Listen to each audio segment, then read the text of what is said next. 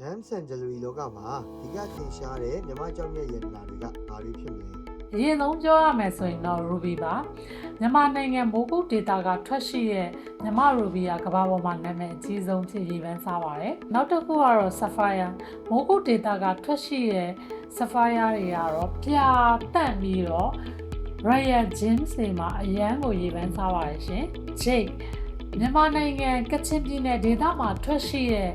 မြန်မာ Jade တွေကတော့ Imperial Green Jade လို့ခေါ်ပြီးတော့တံပိုးအရန်ကိုမြင်မာပါတယ်နောက်တစ်ခုပြောရမယ်ဆိုရင်တော့ spinner ပါ